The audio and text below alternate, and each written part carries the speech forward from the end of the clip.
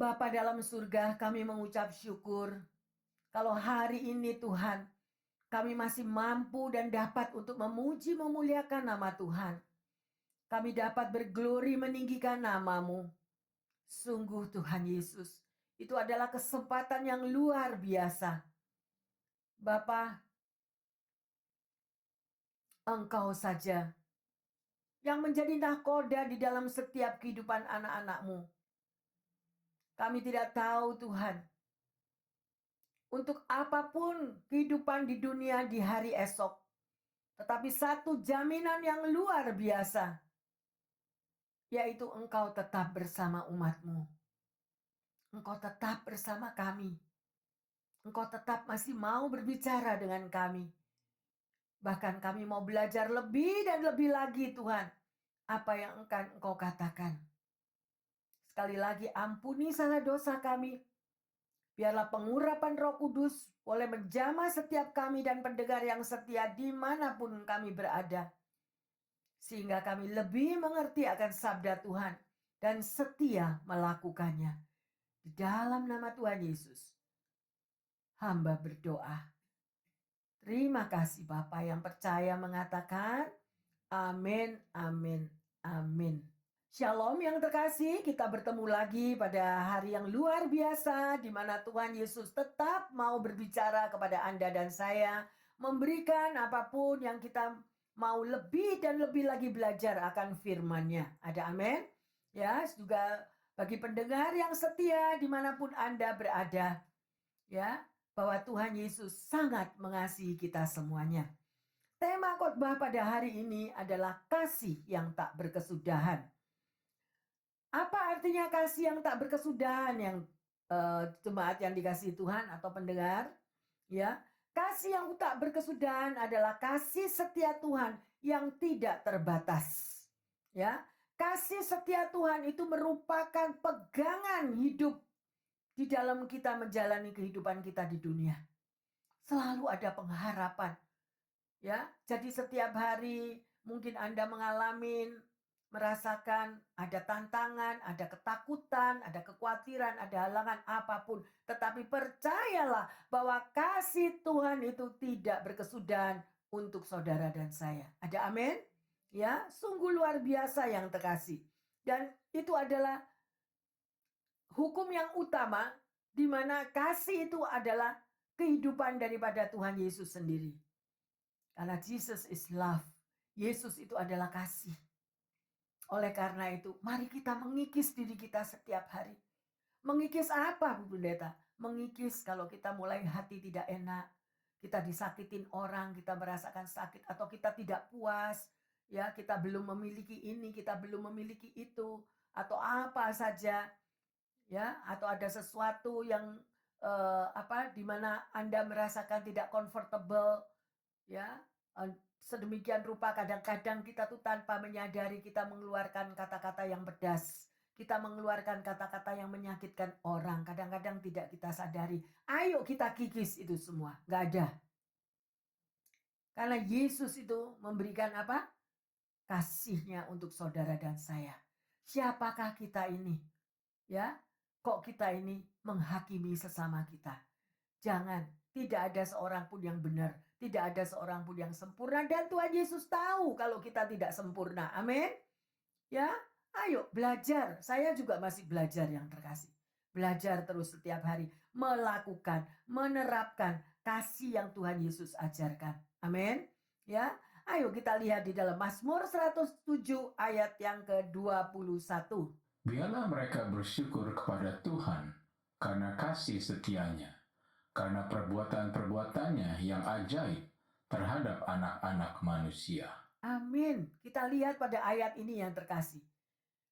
Tuhan Yesus ajarkan menghimbau saudara dan saya untuk selalu bersyukur kepadanya. Karena apa? Karena kasih setianya. Karena perbuatan-perbuatannya yang ajaib. Saya percaya bahwa Anda semua, baik jemaat maupun pendengar yang setia, Anda pasti mengalami perbuatan Tuhan yang ajaib. Ya, jangan pada waktu Anda sudah pernah ditolong, tetapi pada waktu Anda menginginkan sesuatu belum terjawab, kita udah kecewa, kita udah marah, kita udah putus pengharapan. Tetaplah setia bahwa Tuhan adalah Tuhan atas waktu. Waktu adalah yang terbaik di dalam tangan Tuhan. Tetapi manusia, kebanyakan kita adalah mau semuanya serba instan. Right now. Ya, no yang terkasih. Ada waktunya Tuhan. Oleh karena itu, gimana kita bisa tahu ada waktunya Tuhan? Libatkan Tuhan setiap waktu. Libatkan Tuhan setiap waktu. Anda dan saya tidak mampu berjalan sendiri. Kalau kita mampu berjalan sendiri, berarti kita mengandalkan kekuatan kita sendiri. Merasa tidak butuh Tuhan, aku tetap bekerja, savingku banyak, orang tuaku kaya, ya, semuanya teratasi, nggak perlu, nggak butuh Tuhan yang terkasih. Ya, tetapi kita tahu bahwa ada waktunya saudara dan saya akan berseru, akan menjerit, bahkan akan melepaskan semua yang Anda miliki di muka bumi ini hanya untuk menerima pembelaan Tuhan. Jangan sampai itu terjadi. Kita tahu cerita daripada Steve Jobs, ya. Tidak ada satu orang pun yang mampu memperpanjang umur saudara dan saya. Tidak ada. Steve Jobs memiliki bilionan dolar. Tapi dia tidak mampu untuk menahan hidupnya. Ya, karena dia harus pulang.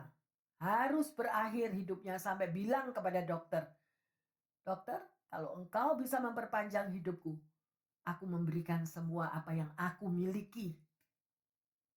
Berarti apa yang terkasih? Berarti saudara dan saya tidak memiliki kekuatan apapun. Kita nggak bisa nyogok Tuhan yang terkasih. Nggak bisa.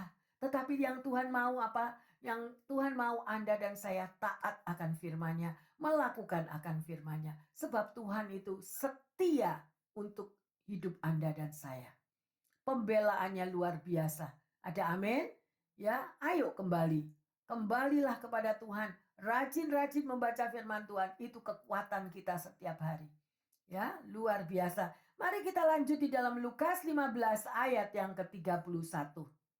Kata ayahnya kepadanya, "Anakku, engkau selalu bersama-sama dengan aku, dan segala kepunyaanku adalah kepunyaanmu." Amin. Apakah Anda dan saya percaya akan firman ini? Ya, di dalam Lukas ini. Dia katakan, "Anakku, engkau selalu bersama-sama dengan aku." Kalau Anda dan saya selalu bersama-sama dengan Tuhan Yesus, segala kepunyaan Tuhan itu adalah kepunyaan Anda dan saya.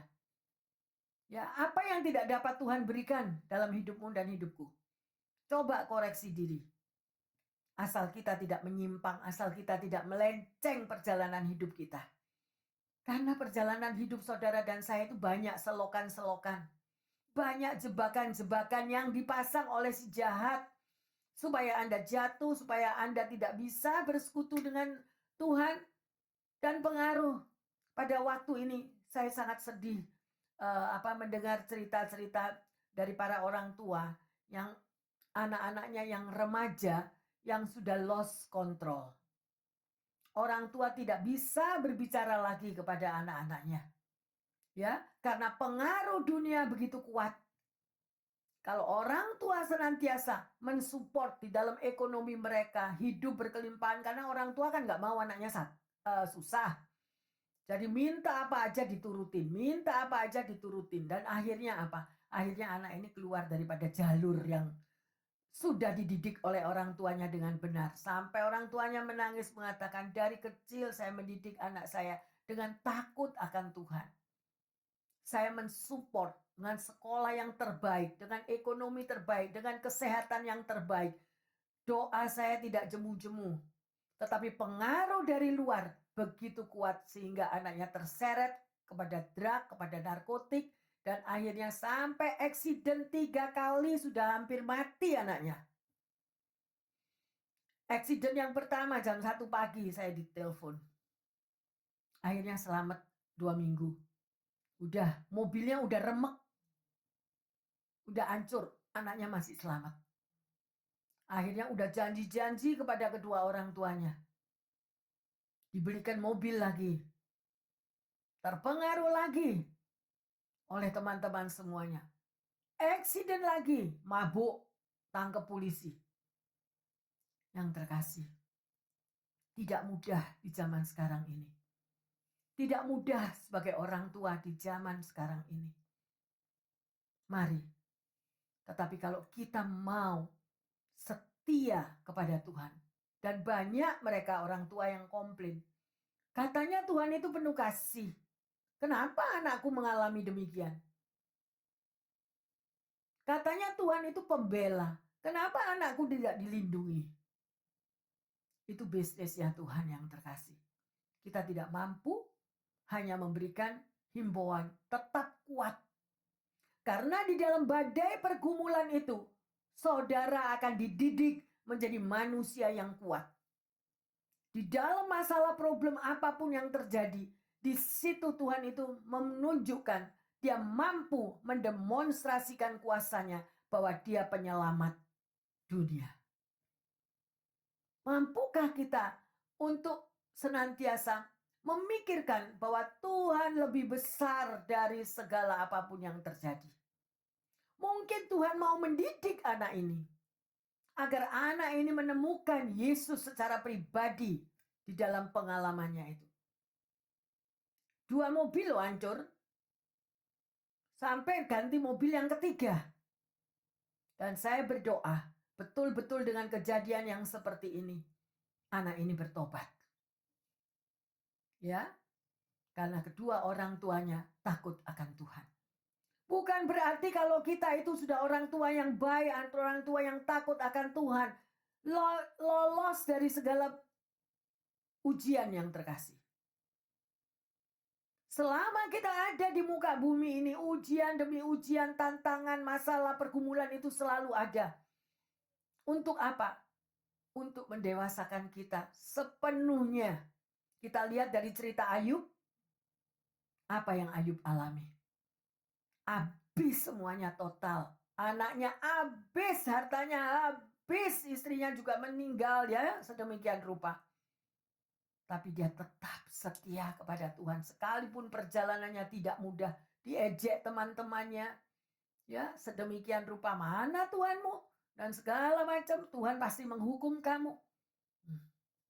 Kalau Anda bisa memegang, Tuhan akan membuat indah pada waktunya. Amin. Ya, Tuhan akan membuat indah pada waktunya yang terkasih. Sedemikian rupa. Saya teringat pada waktu saya masih pelayanan di Indonesia, di kota Lombok, ya. Saya bertemu dengan seorang ibu yang memiliki 13 anak. Anaknya nggak 1, 2, 13 yang terkasih. Kemudian saya tanya, apakah mereka semua 13 anak ini mendapatkan perhatian penuh dari kamu? Ya, saya tanya, apakah sama kasih sayangnya? Gitu.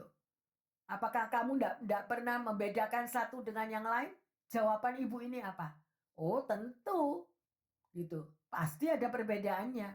Saya tanya, perbedaannya itu apa? Kalau kamu mendidik sebanyak anak ini. Dia bilang, siapa yang kamu lebih perhatikan?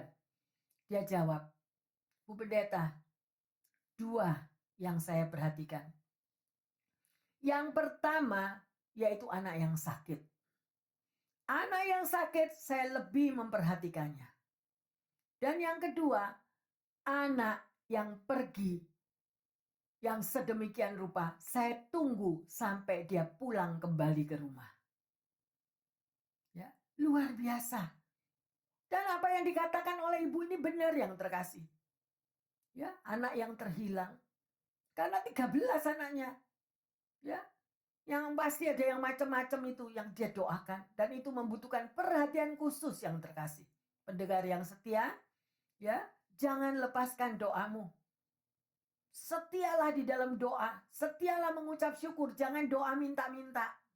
Doa yang minta-minta itu bukan doa iman. Tetapi doa mengucap syukur sekalipun anakmu lari. Sekalipun ekonomi, sekalipun tidak ada pekerjaan. Tetaplah.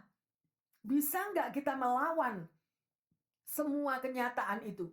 dengan mengucap syukur kepada Tuhan seperti tadi pada ayat yang pertama. Ya, dikatakan, biarlah mereka bersyukur kepada Tuhan karena kasih setianya, karena perbuatan-perbuatannya yang ajaib. Di dalam pengucapan syukur yang terkasih, ada perbuatan Tuhan yang ajaib. Jadi kalau doanya kita itu salah, doa sambil marah-marah, doa sambil Tuhan gak cukupin aku, emangnya Tuhan ini di mana? Gak bakal terjawab yang terkasih. Tetapi kalau kita faithful, terima kasih Tuhan, sekalipun aku mengalami badai persoalan masalah, Engkau pembelaku. Engkau akan membuat indah pada waktumu untuk hidupku. Aku gak berjalan sendiri, aku dengan Engkau Tuhan Yesus. Ya, bisa yang terkasih? Amin. Ya, seperti ibu ini tadi katakan, saya akan memberikan perhatian kepada anakku yang sakit dan juga kepada anakku yang terhilang. Ada perhatian khusus. Ya, oleh karena itu, jangan kita hanya melihat kepada masalah-masalah yang sedemikian rupa, baru kita memperhatikan. No, tiap hari mengucap syukur. Tiap hari bersyukur karena perlindungan Tuhan. Bukan berarti mereka yang tidak terhilang atau yang tidak sakit itu tidak diberkati oleh Tuhan. Mereka tetap diberkati. Amin. Ya, semua tetap diberkati, dilindungi oleh Tuhan. Ya, karena Tuhan Yesus itu memiliki kasih yang lebih dari cukup untuk saudara dan saya. Ada amin yang terkasih? Ya, sedemikian rupa. Mintalah kepada Tuhan, ya, untuk selalu mohon ampun, ampuni aku Tuhan. Mungkin aku tidak bisa melihat seperti apa yang Engkau lihat. Aku tidak mengerti seperti apa yang Engkau mengerti. Yang terkasih, kita melihat itu di dalam kehidupan ini sejauh 1 meter di depan kita ini loh. Tetapi Tuhan itu sudah lihat sampai akhir hidupmu, kamu nanti gimana. Itu dia sudah tahu pada akhirnya. Kapan kamu nanti pulang anakku? Kapan nanti kamu kembali kepadaku? Tuhan tahu. Pada waktu kita mengkhianati Tuhan, Dia juga sudah tahu. Satu hari kamu juga akan meninggalkan aku seperti Yudas. Ya, oleh karena itu saya menghimbau, tetaplah setia seperti Bapakmu. Tuhan Yesus adalah setia. Ada amin? Ada sebuah cerita yang bagus yang terkasih saya dapatkan dari seorang anak Tuhan. Ya, ada seorang bernama Bruce Crayworth, ya, atau disingkat Braceworth. Pada tahun 2020 dia mau mencabut dirinya sendiri. Dia tidak mau hidup lagi karena dia merasakan bahwa tidak ada orang yang mengasihi dia. Dia merasakan bahwa dia sangat depres. Dan pada waktu itu adalah hari Natal. Setelah Natal bersama dengan keluarganya, dia pamitan sama orang tuanya. Aku mau pergi keluar, aku mau makan waffle di restoran. Karena dia kepingin makan waffle sedemikian. Orang tuanya mengatakan, iya, gak apa-apa. Akhirnya dia pergi keluar, pergilah ke restoran waffle. Dan didapatinya di restoran waffle itu begitu penuhnya. Ya, karena saat Natal. Begitu sangat penuh. Akhirnya apa yang terjadi? Karena tidak ada tempat duduk, hanya ada satu tempat duduk yang lowong, yaitu dekat seorang pria. Atau kita sebut aja stranger, ya, orang asing. Dia permisi, boleh nggak aku duduk di sebelah kamu? Ya, silahkan. Gitu. Akhirnya dia duduk di situ. Pada waktu dia duduk dan dia mulai makan, stranger atau orang asing tadi menceritakan keluhannya. Dia mengeluh, dia katakan, kawan, kamu tahu apa yang terjadi di dalam hidupku? Saat ini adalah Natal. Tetapi istriku mengatakan kepadaku bahwa dia akan menceraikan diriku dan mengambil semua anak-anakku. Jadi saya merasa putus asa, saya merasa tidak berpengharapan lagi. Kemudian dia masih melanjutkan perkataannya. Beginilah, kalau kasih itu dibutuhkan atau cinta itu dibutuhkan oleh dua belah pihak. Kalau cinta itu hanya satu pihak, maka tidak akan berjalan dengan baik dan akhirnya berantakan semua. Dan pada waktu Brayward mendengar kata-kata ini, langsung perkataan pria tersebut menyentuh hatinya. Langsung dia katakan di dalam hatinya, oh itu aku. Mengapa dia berkata demikian? Setelah dia mendengar itu, dia lari, pamit, dan dia masuk ke dalam mobilnya. Di dalam mobilnya, dia berkata, Tuhan Yesus, itu aku. Karena dia teringat pada waktu dia masih kecil, dia sekolah minggu, dia merasakan kasih Tuhan Yesus, dia merasakan kasih Bapa yang luar biasa dalam hidupnya. Tetapi karena dia depres, dia kecewa dan dia tidak merasakan kasih itu. Dan pada waktu dia di mobil itu, dia berkata, Tuhan Yesus, kalau engkau memang ada, angkatlah depresku. Aku gak mau lagi depres. Cabut semua ini. Depres atau dia yang merasa tidak ada yang mengasihinya. Cabut semuanya ini. Dan pada waktu dia mengatakan hal demikian, semuanya itu hilang. Semuanya terhilang, semuanya tercabut. Dan dia merasakan dia menjadi manusia yang baru. Luar biasa Tuhan kita. Percaya akan kasih setianya yang tidak pernah meninggalkan saudara dan saya. Bagian kita, kita datang kembali kepadanya dan kita bersyukur, berseru. Kita pernah merasakan kasihnya. Orang yang sudah pernah merasakan kasih Tuhan dan meninggalkan Tuhan, dia harus pulang sendiri. Seperti Brayward ini tadi. Dia balik, dia ngomong sama Tuhan Yesus. Dia minta ampun dan cabutlah semua depresku ini. Dan akhirnya yang terkasih, benar-benar dia merasakan dia menjadi manusia yang baru. Ya. Dan sekarang dia menjadi seorang pengkhotbah yang keliling kemana-mana, ya, untuk mewartakan kasih daripada Tuhan Yesus.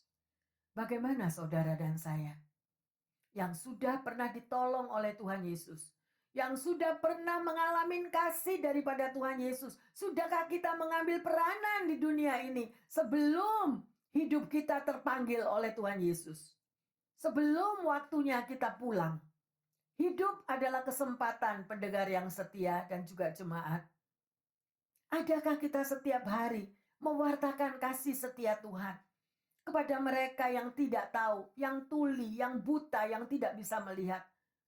Tuhan mengutus Anda dan saya untuk membawakan kabar baik, untuk mewartakan berita keselamatan, untuk mewartakan kasih Allah. Tetapi kita tidak melakukan bagian kita. Ayo yang terkasih, jam detik ini kita semua diingatkan. Jangan hanya melihat kepada masalah sendiri. Bu Pendeta kan tidak tahu masalah saya, gimana saya harus menyelamatkan orang lain. Saya sendiri masalah saya bertumpuk-tumpuk. Karena kita hanya melihat me, I, mine, hati kita sudah nggak ada buat orang lain. Tetapi kita lupa.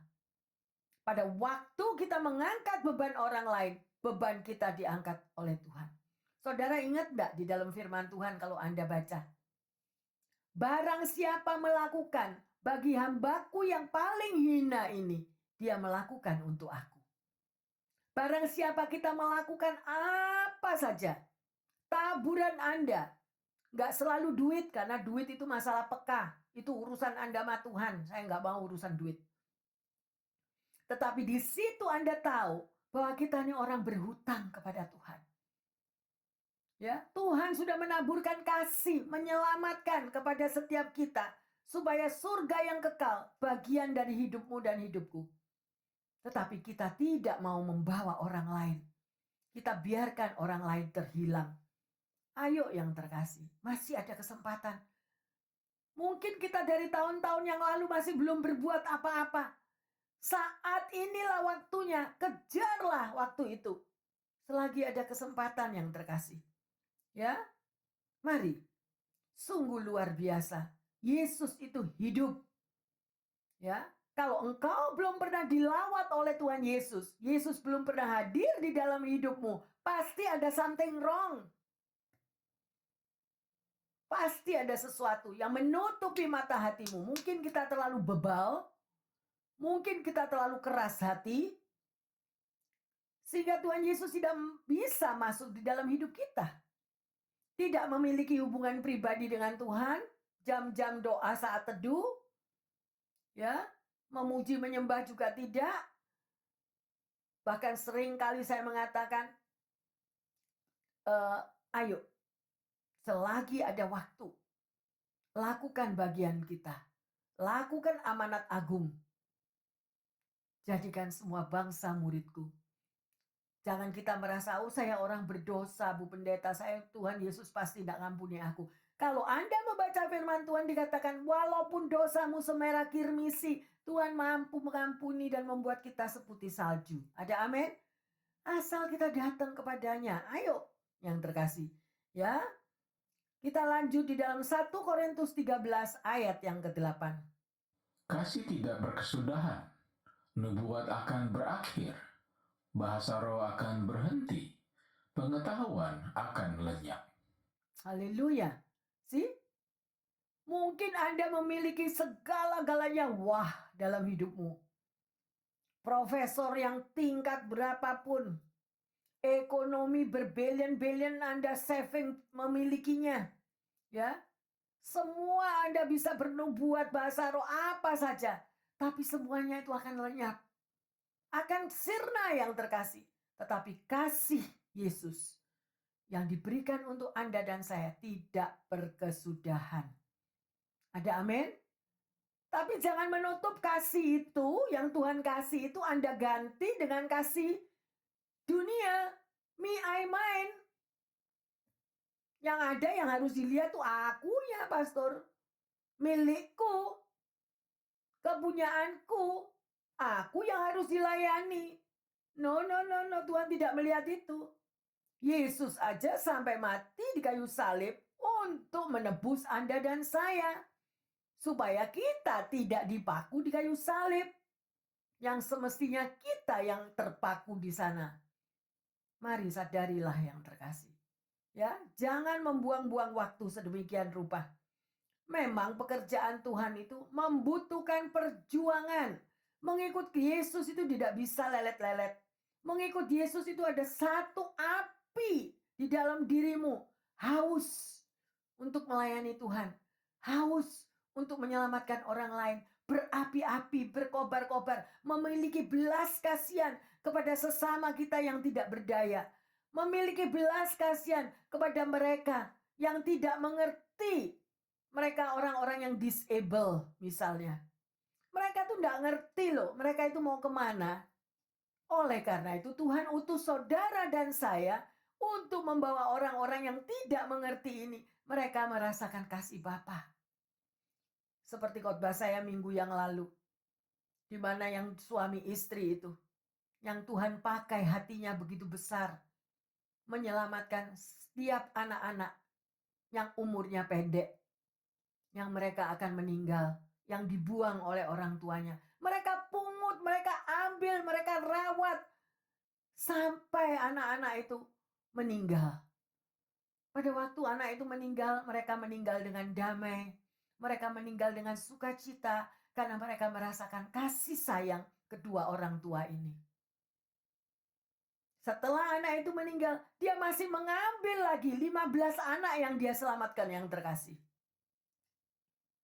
Bagaimana Anda dan saya? Untuk bertindak, berjuang yang sedemikian rupa itu. Mungkin panggilan kita berbeda-beda. Oleh karena itu, stop. Jangan lagi melihat akan diri kita sendiri. Ada amin? Tapi lakukanlah amanat agung daripada Tuhan Yesus. Ya. Mungkin Anda sendiri mengatakan, Bu Pendeta gimana? Saya ini lagi mengalami depres. Saya ini lagi mengalami ketakutan. Saya menghimbau, datanglah kepada Tuhan. Dia sanggup menyembuhkan. Amin. Walaupun engkau seorang diri. Tapi menjeritlah, berserulah. Ya. Tuhan mengubah air mata kita menjadi sorak-sorai kegirangan. Tuhan membuka kain kabung kita. menjadi kita orang yang bersorak-sorai. Baca Mazmur 126 yang terkasih. Ada semua yang tertulis di situ. Kasih Tuhan tidak berkesudahan. Dia mengubah keadaan, dia menyenangkan hatimu, bahkan memberikan damai sukacita kalau kita memiliki hubungan pribadi dengan dia. Mari kita lihat di dalam Matius 25 ayat 35 sampai 40. Sebab ketika aku lapar, kamu memberi aku makan. Ketika aku haus, kamu memberi aku minum. Ketika aku seorang asing, kamu memberi aku tumpangan. Ketika aku telanjang, kamu memberi aku pakaian. Ketika aku sakit, kamu melawat aku. Ketika aku di dalam penjara, kamu mengunjungi aku. Maka orang-orang benar itu akan menjawab dia. Katanya, Tuhan, bila manakah kami melihat engkau lapar dan kami memberi engkau makan, atau haus dan kami memberi engkau minum? Bila manakah kami melihat engkau sebagai orang asing dan kami memberi engkau tumpangan, atau telanjang dan kami memberi engkau pakaian? Bila manakah kami melihat engkau sakit atau dalam penjara dan kami mengunjungi engkau? Dan raja itu akan menjawab mereka, Aku berkata kepadamu, sesungguhnya segala sesuatu yang kamu lakukan untuk salah seorang dari saudaraku yang paling hina ini, kamu telah melakukan untuk aku. Haleluya. Yang terkasih, ya, ini sangat antusias kita beri perhatian pada ayat 40 ini. Aku berkata kepadamu, sesungguhnya segala sesuatu yang kamu lakukan untuk salah seorang dari saudaraku yang paling hina ini, kamu telah melakukan untuk aku. Pribadi-pribadi yang disable, pribadi-pribadi yang tidak mampu, pribadi-pribadi yang lemah, yang tidak memiliki seperti apa yang Anda miliki, itu adalah taburan Anda untuk Tuhan Yesus. Dan Tuhan Yesus hadir melalui mereka-mereka itu. Dia tidak akan berhutang. Benar loh yang terkasih, saya sudah mengalami. Begitu banyak yang saya alami. Tuhan Yesus luar biasa. Ya, ini ada sebuah kisah nyata lagi saya mau ceritakan. Di sebuah kota kecil di Rusia, pernah tinggal tukang sepatu yang bernama Martin Avedit. Ya, ia punya kamar di ruangan bawah tanah dengan satu jendela yang dia bisa melihat ke atas. Ya, bisa melihat ke jalan-jalan, siapa orang yang jalan di jalan itu bisa dia lihat dari jendelanya dari kamar. Ya, dan dia pekerjaannya adalah membuat sepatu boot. Ya, sepatu boot itu yang saudara tahu kalau musim dingin, musim salju kita selalu pakai sepatu boot. Ya, Martin ini adalah orang yang sangat baik. Dan di hari tuanya, dia lebih mendekatkan dirinya kepada Tuhan. Dia memiliki hubungan pribadi setiap hari dengan Tuhan. Dia hidup seorang diri, anak-anaknya sudah menikah dan tinggal di tempat lain. Ya. Dan pada satu malam Martin itu duduk membaca di dalam kitab Lukas. Dalam pasal yang ke-6, ia menemukan ayat-ayat ini. Coba perhatikan yang terkasih. Barang siapa menampar pipi kirimu, berikanlah pipi kananmu. Ya. Barang siapa yang mengambil jubahmu, biarkanlah dia mengambilnya. Berilah kepada setiap orang yang meminta kepadamu, dan janganlah meminta kembali kepada orang yang mengambil kepunyaannya. Dan sebagaimana kamu menghendaki supaya orang lain berbuat kepada kamu, berbuatlah juga demikian kepadanya. Ia meneruskan membaca di dalam kitab Lukas itu, akhirnya masuk pada pasal yang ke-7. Dan dia membaca bagaimana wanita pendosa itu mengurapi kaki Yesus dengan minyak dan membasuhnya dengan air matanya. Dan bagaimana Yesus membenarkannya. Sampai pada ayat yang ke-4 dia membaca lagi. Dan sambil berpaling kepada perempuan ini, jadi Yesus ya, berpaling kepada perempuan ini, dia berbicara kepada Simon.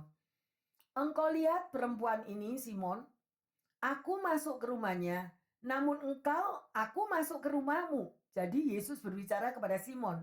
Aku ini masuk ke rumahmu, Simon, tapi engkau tidak memberikan aku air. untuk membasuh kakiku.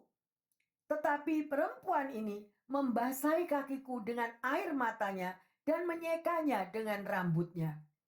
Engkau tidak mencium aku sejak aku masuk ke rumahmu, tetapi perempuan ini tidak henti-hentinya mencium kakiku. Engkau tidak meminyaki kepalaku dengan minyak, tetapi perempuan ini meminyaki kakiku dengan minyak wangi. Martin membaca ayat-ayat ini dan berpikir, aku tidak memberi air untuk kakinya, tidak memberi cium kepada Yesus. Kepala Yesus juga tidak aku urapi dengan minyak.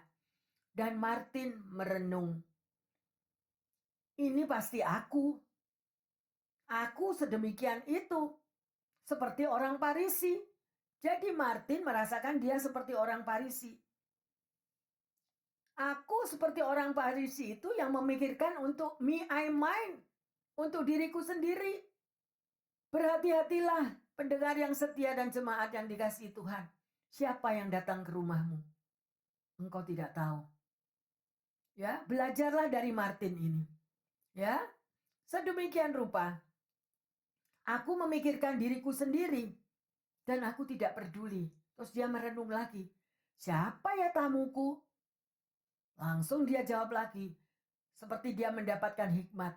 Oh, Yesus yang datang dalam menyerupai manusia. Yaitu orang-orang, teman-teman, mereka yang lewat, tetangga-tetangga, atau orang yang tidak aku kenal, tetapi datang ke rumahku. Dialah utusan dari Yesus. Dia memiliki hikmat yang sedemikian yang terkasih. Ya, akhirnya di dalam dia merenungkan hal seperti itu, dia tertidur. Martin tertidur dan di dalam tidurnya tiba-tiba dia mendengar suara. Martin. Gitu, ada suara yang memanggil dia. Kemudian kaget seperti ada hembusan angin yang menerpa wajahnya. Terus Martin berkata, siapa di situ? Gitu. Dia bertanya. Ia berkeliling melihat sampai ke pintu, tapi tidak melihat siapapun. Kemudian dia merenung dan dia mulai memikirkan. Dia berdoa. Suara itu datang lagi kepadanya. Martin, Martin, lihatlah ke jalan esok ya. Besok kamu lihat ke jalan karena besok aku akan datang. Dia mendengar suara itu dan Martin segera bangun, bangkit dari kursinya dan dia menggosok kedua matanya. Dia tidak tahu tapi ia mendengar kata-kata itu. Aku ini mimpi, aku ini sadar atau gimana ya. Keesokan harinya Martin bangun sebelum fajar, dia bersaat teduh ya dengan berdoa. Kemudian dia menyalakan api dan menyiapkan pekerjaannya. Sedemikian rupa dan dia selalu lihat ke jalan, ke pintu. Karena suara tadi mengatakan besok aku akan datang. Ya, lihat itu. Kemudian ada seorang, selalu dia melihat ke jalan, tiba-tiba ada seorang pria tua yang bernama Stefanik. Ya, seorang tetangga selalu memberikan tumpangan kepadanya karena dia itu seorang tukang bersih-bersih, cleaner. Jadi dia membersihkan rumahnya dari salju, membersihkan jendelanya dari salju. Lah Stefanik yang tua inilah dia mendapatkan tumpangan di rumah tetangganya. Dan dia melihat Stefanik ini membersihkan jendela rumah si Martin. Ya. Dan Martin melihat kepadanya dan dia melanjutkan pekerjaannya membuat sepatu boot. Kemudian dia melihat Stefanik itu kecapean dan dia bersandar di atas sekopnya, sedang beristirahat. Hatinya tergerak dan dia mengatakan, lebih baik aku memanggil Stefanik untuk masuk ke rumahku. Akhirnya dipanggillah Stefanik ini dan masuk ke rumahnya. Dan dia katakan, ayo Stefanik, kita minum teh bersama-sama. Ya, karena salju begitu dingin. Dan akhirnya diberikan teh panas di dalam cupnya sampai 2 kali Stefanik ini meminum teh itu. Dan sejak itu selesai dia minum, dia katakan, "Ya, tulang-tulangku sakit semua, badanku kedinginan. Terima kasih buat tehnya. Tuhan Yesus memberkati kamu." Kemudian Stefanik pergi, pulang, ya. Dan sebelum pulang, Stefanik menahannya. "Pak Stefanik, kamu ngerti kah? Aku nih nggak ngerti. Semalam aku nih dapat suara, di mana suara itu memanggil aku, Martin, Martin, gitu. Besok tengoklah ke jalan, karena ada orang yang akan masuk di dalam rumahmu." Apa artinya? Lah, si Stefani juga ngerti. Dia bilang, berdoalah supaya Tuhan yang memberikan hikmat kepadamu.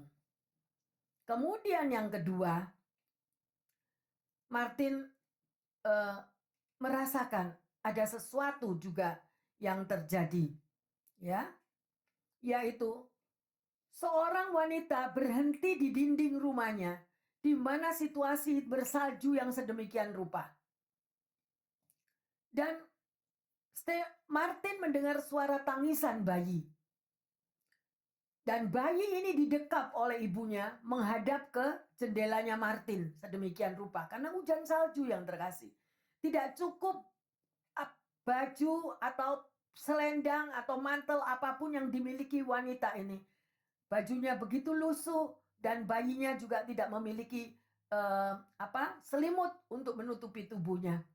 Kemudian Martin bergegas berdiri, membuka pintunya, dan dia katakan, "Ibu, masuklah. Saya ada sedikit makanan susu buat bayimu." Kemudian si ibu ini mengatakan, "Iya, bayiku dari kemarin tidak minum apa-apa, karena aku tidak ada uang untuk membeli susu itu. Ayo masuk, saya memiliki susu."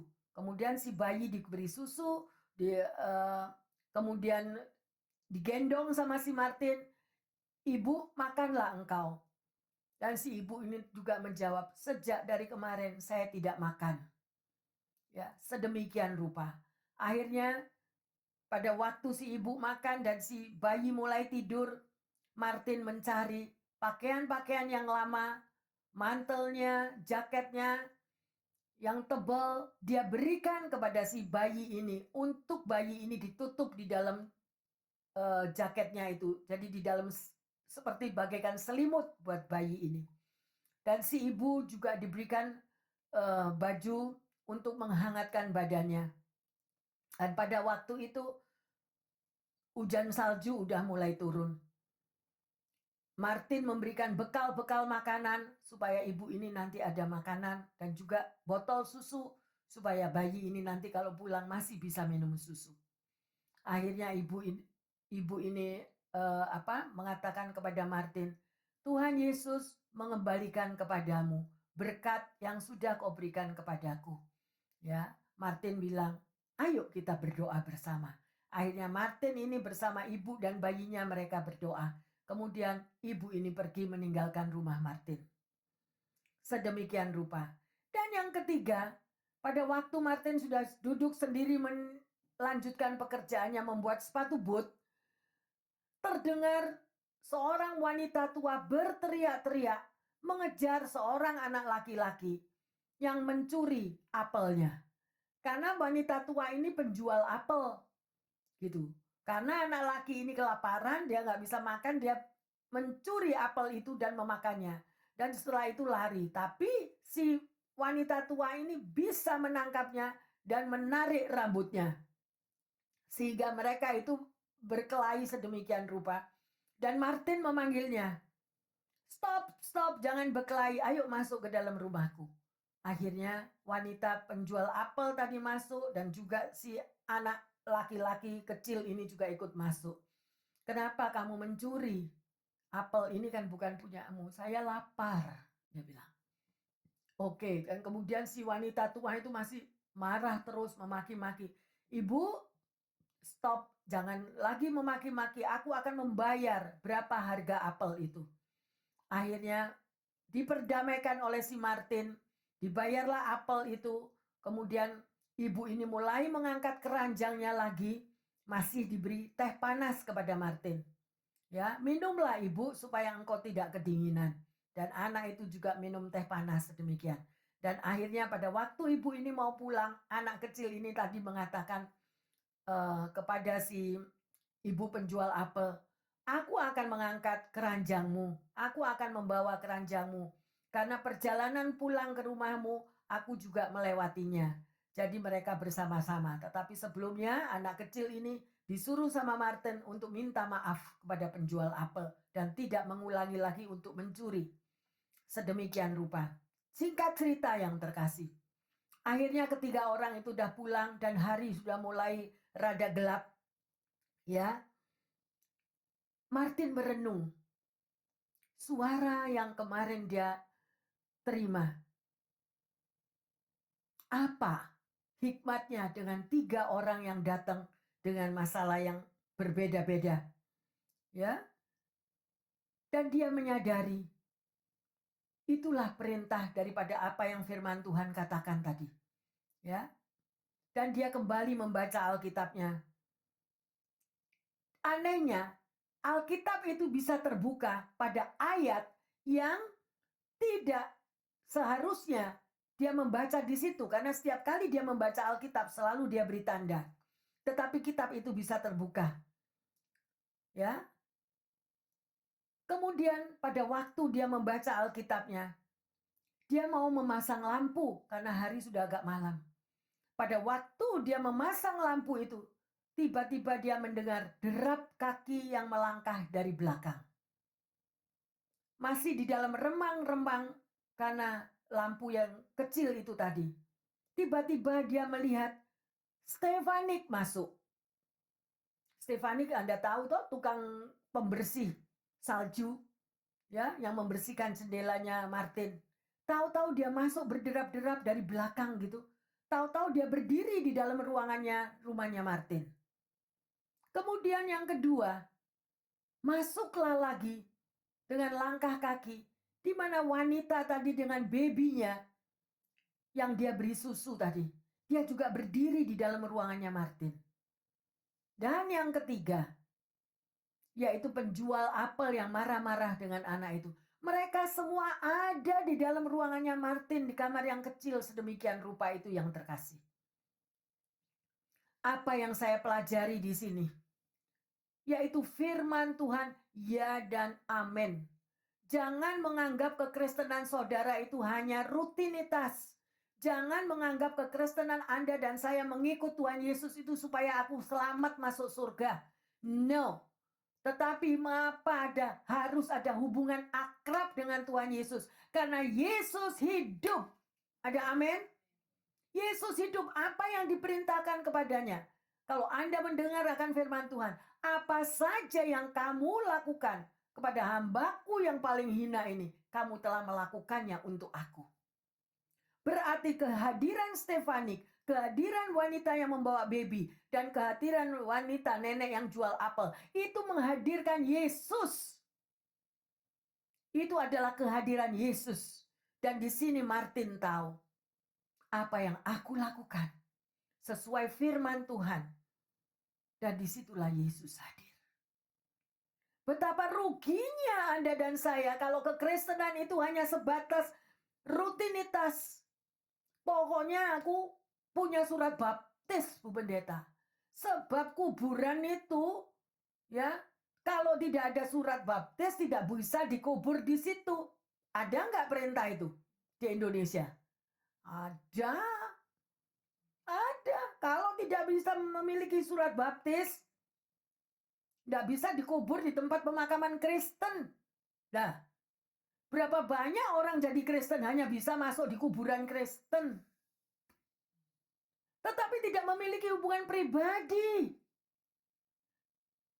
Biarlah cerita yang kisah nyata ini menjamah hati para pendengar dan jemaat di sini. Jangan main-main kita sebagai anak Tuhan. Setiap perkataanmu, engkau tidak senang dengan orang yang engkau ajak bicara. Engkau tidak senang dengan siapa temanmu A, B, C. Tidak senang dengan jemaat yang aneh-aneh. Itu Tuhan lihat. Saya masih belajar. Bukan berarti saya sudah perfect atau saya sudah bisa. No. Yang dikikis itu apa? Ini loh daging. Apa saja yang kita lakukan, engkau perbuat melayani Tuhan, engkau perbuat apa saja. Semua yang kita lakukan untuk Tuhan, bukan untuk temanmu, bukan untuk mereka yang kau layani, yang disable atau yang gimana. No. Karena setiap pribadi urusan dengan Tuhan Yesus. Amin. Martin ini gak ngerti apa-apa. Sampai suara itu datang kepadanya dan memanggil. Kenapa kok bisa suara itu memanggil Martin? Karena Martin memiliki hubungan pribadi dengan Tuhan Yesus. Dia kepingin tahu firman-Nya itu. Dipanggil, Martin, Martin. Suara siapakah itu? Saya ulangi lagi. Besok lihatlah ke jalan. Aku akan datang kepadamu. Biarlah pengalaman daripada Martin menggugah hati jemaat dan para pendengar yang setia dimanapun Anda berada. Rubahlah kekristenan kita. Jangan kekristenan kita cuma hierarki. Jangan kekristenan kita seperti orang Parisi. Hanya dilihat aku, wah, aku melayani Tuhan. No, no, no, no, no. Apa saja yang kita perbuat itu bukan untuk manusia yang terkasih. Kalau engkau memberikan sesuatu, itu bukan untuk manusia. Engkau memberi untuk Tuhan. Tapi Tuhan lihat hati kita. Tetapi kalau hati kita mempunyai motivasi yang tidak baik, sunat hatimu. Lebih baik jangan memberi. Lebih baik jangan melakukan pekerjaan Tuhan. Daripada kita marah-marah. Amin. Mari yang terkasih, lakukan semua dengan kasih. Karena Yesus sangat mengasihi Anda dan saya. Ya, dan setelah dia melihat bahwa ketiga orang yang sudah masuk ke dalam rumahnya, Martin sangat bergembira. Dia tidak pernah mengalami kegembiraan sukacita yang sedemikian rupa yang terkasih. Ya, dia ingat, ketika aku lapar, engkau memberi aku makan. Ketika aku haus, engkau memberi aku minum. Ketika aku tidak ada tumpangan, engkau memberikan aku tumpangan. Saya ngalami yang terkasih. Saya ngalami dalam nama Yesus. Dan saya percaya bahwa taburan orang-orang itu yang sudah melakukannya, Tuhan gak akan berhutang. Pasti untuk hari depanmu. Pasti. Ayo yang terkasih. Biarlah kasih yang tak berkesudahan ini benar-benar kita mampu melakukannya. Ya, saya mau semuanya disayang dan diselamatkan. Perjuangan ke depan selalu ada dalam pelukan Tuhan Yesus. Tuhan Yesus tidak pernah meninggalkan Anda dan saya. Amin. Ya, sungguh kisah nyata yang sangat luar biasa. Hari ini kita sudah belajar kasih yang tak berkesudahan.